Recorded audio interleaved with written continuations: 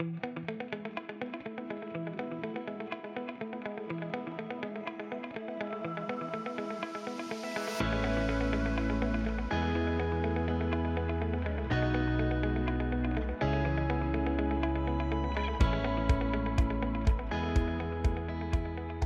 warm and grateful welcome to our Entrepreneurs of Purpose from WBC and our panel from our leadership group of entrepreneurs that are driving big change.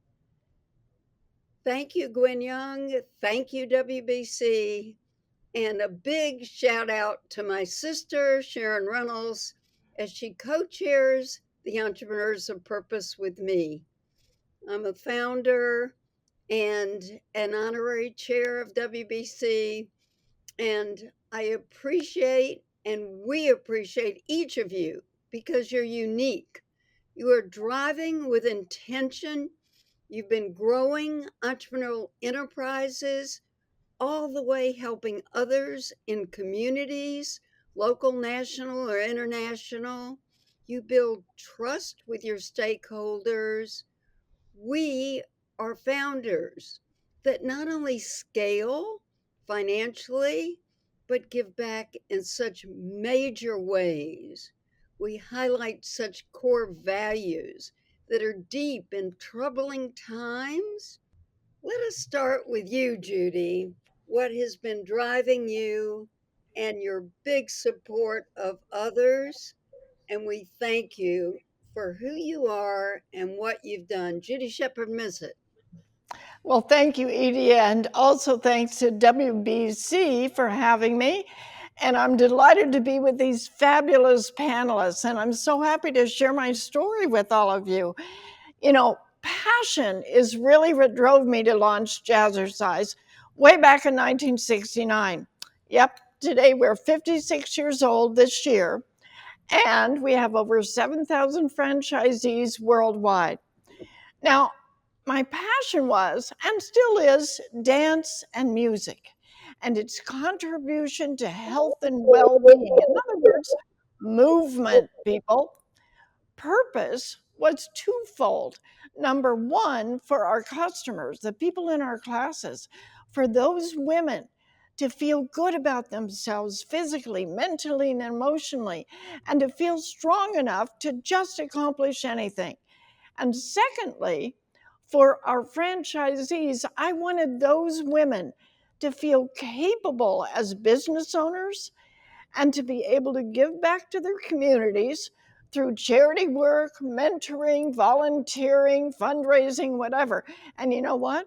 To date, together, we have contributed over $36 million to hundreds of organizations. Yay! Wow.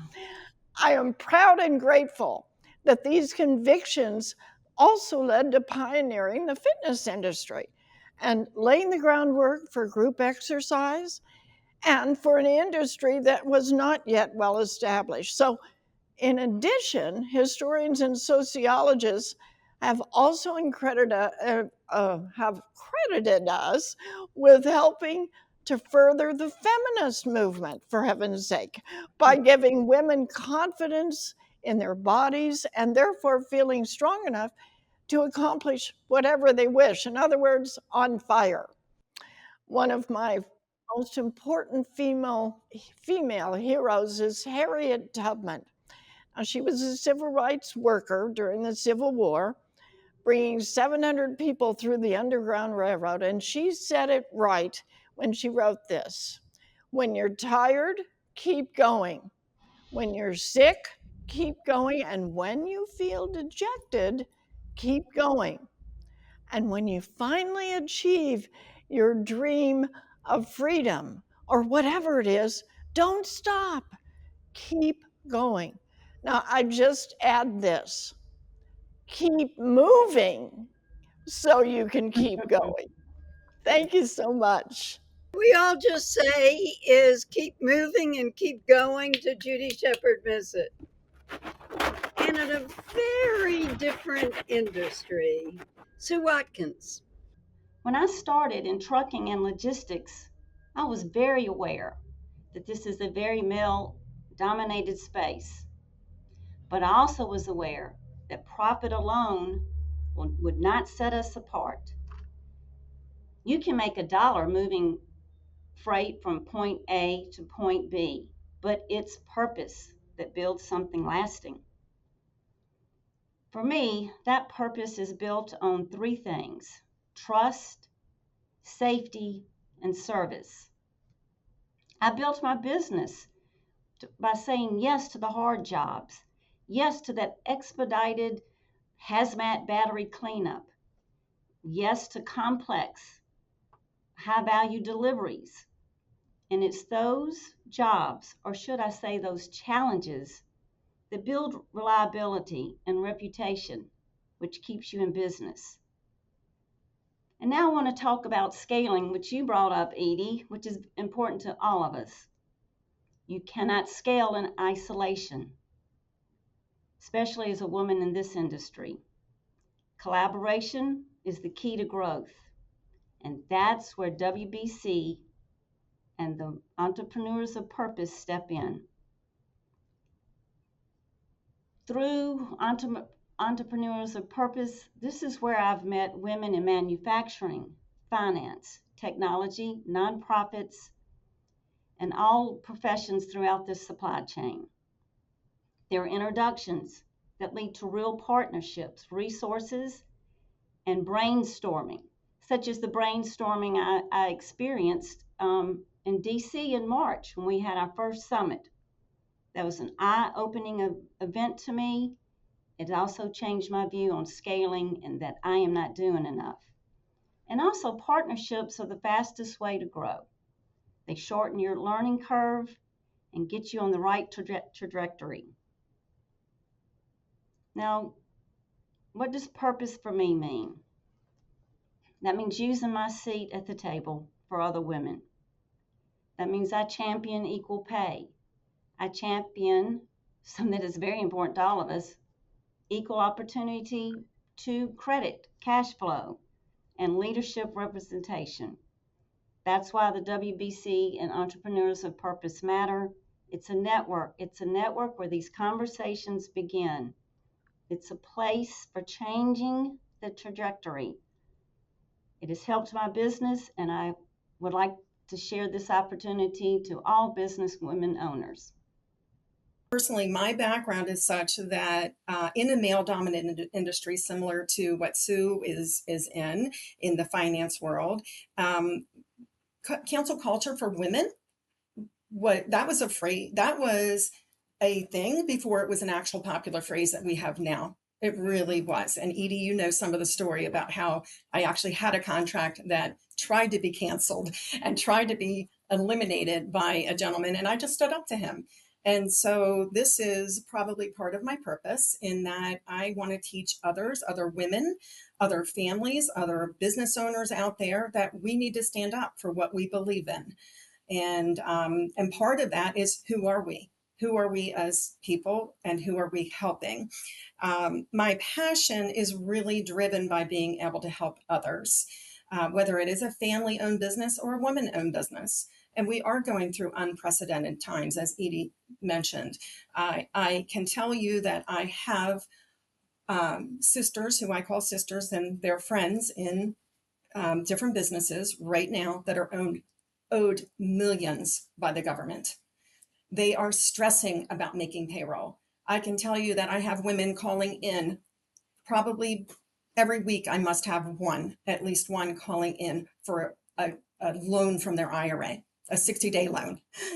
Then we go on, we move on. Hopefully sometimes they have to go to their husband's loan too. So there is a unprecedented time that we're living in, where we just really need to put our heels together and our arms together, and we need to stand together and stand up for supporting each other. And so this is what I love about Entrepreneurs of Purpose.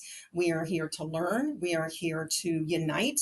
We are here to expand our networks, get the introductions, which I love about EOP. We are not just here to have a drink together and have some good food. We are here to talk. How can I support you? How can I help you grow? So thank you, Edie, for allowing me to be part. thank you for pushing stand up and stand Stand up up. by yourself and stand up with others. And a totally different industry. Brittany Cole. Brittany, you've helped so many build brands and think about their purpose of their business and their life through their brand.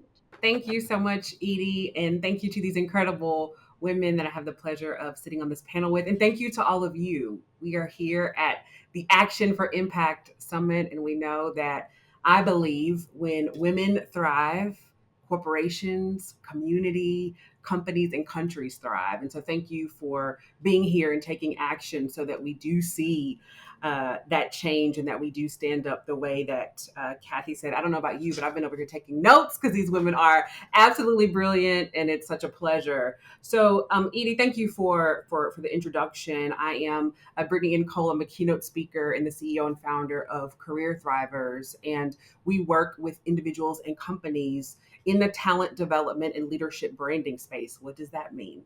Well, that means that we help leaders do two things. We help leaders build up the skill set of emerging leaders within organizations, and then we help leaders with storytelling. Because most organizations and most business leaders, most entrepreneurs are under leveraging the power of their story to point back to your employer brand and to continue to grow your business. And so we've been super fortunate to work with Fortune 500 companies like the Bridgestones, Amazons, UPS, Morgan Stanleys of the world. And at the core of what we do, and at the core of really what branding means and what it's about belief. And so being in a position where we're helping leaders think about what are the beliefs of the people that work inside of their organization so that they can put out the best kind of work so that they continue to develop their skills, especially in an age where today we are working as slowly as we will ever work. Let me say it a different way. Because of the way that artificial intelligence will change our life, not just the workforce, not just the marketplace, but the same way that we kind of think about Wi-Fi and needing it in order to work, it is the way that we will think about AI even sooner.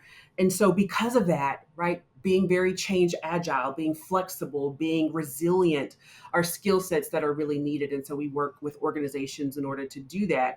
And a big part of that has to do with, how you think about your ability to be flexible, your ability to be able to change and to think differently about how you're serving your customers and your clients. And so, Edie, when it comes to kind of this work of branding, as I think about even the emerging leaders that we get to work with, some advice that I would share with, emerging women entrepreneurs, emerging leaders around how do you build a purpose-driven brand. And I'll say one thing as a baseline, and I'll share 4 quick tips with you. Number one, your brand is not your social media. It's not your LinkedIn. It's not your Instagram. Those are mediums for you to scale your brand. Your brand is about belief. So it starts with an understanding of what is your purpose. So tip number one is, right, anchor your brand in purpose, right? Not just products, not just the perception of your aesthetic online, but really who are you? What is it that you're trying to drive? I love the way that Kathie asked these 2 questions. Who are we and who are we helping? That's a great purpose question, right? To anchor into, to really build your brand around that. The second tip that I would tell you is to tell your story before someone else does. I often like to give this analogy of if we were all in a room together, I'd ask, who in the room has a brand? And I always love posing that question in a room where I can see people kind of look around and they're like, some people kind of raise their hand when we're like, I don't know, maybe everyone's hand should be up, right? Because brand just means belief. There is a belief about you in the marketplace. There is a belief about you in your community, right? And so everyone has a brand. The question is, where are you? So if you think of your brand as a car, the question isn't, do you have a car? The question is, where are you in proximity to the car? You can be one of a few places, right? And this is a self question I'd ask you. Are you in the front seat of the car? Are you in the back seat of the car? Or are you not even in the car? You're standing on the side of the road watching your car go down the street, right? So I want to encourage you to get in the car, tell your story before someone else does, own your narrative. And then last but not least, right, tips to really help you own your brand in a purposeful way is to build your leadership brand, right? So after you have clarity around that story, then how are you communicating that? How are you sharing that? I love what Sue says. You can't scale in isolation. Collaboration is the key to growth. So if we're going to, as Judy told us, keep moving and keep growing, and keep going, then it requires us to really own that leadership brand. I know the thought is around the future and what the future of legacy looks like for businesses. And personally, I always look towards the future. I use the example of not being Blockbuster, right? They had an opportunity to innovate, to change. Don't be afraid of change. I think even in industries, it's all about systems, and sometimes systems need change, right? I find even in my own business, we recently acquired a software company to help scale and grow and provide our clients with a more immersive experience in the financial management, which my company does. So I personally see the future is taking on the new term AI, right? I know that's the buzz of everything right now. Learning about it, collaborating, partnering. I've gotten so many great ideas through Entrepreneurs of Purpose and WBC, and all the different ways. I'm just recently joined YPO as well, and it's been a global environment to connect with businesses across the country. You're only going to get ideas, like Sue said, not in isolation. You cannot figure it out alone.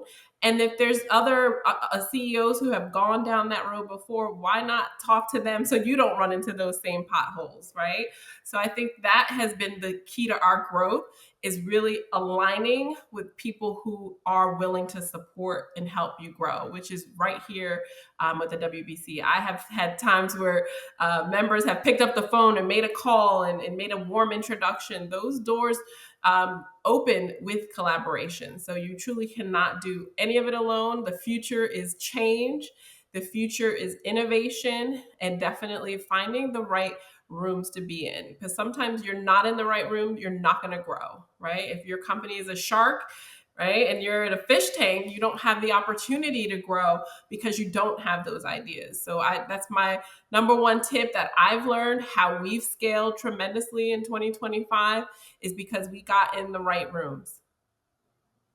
Thank you. Well, thank you for focusing on being a door opener, because you're a consummate one. And with that, we'd like everybody to just end with one sentence of what this innovation and purpose means to you and to us.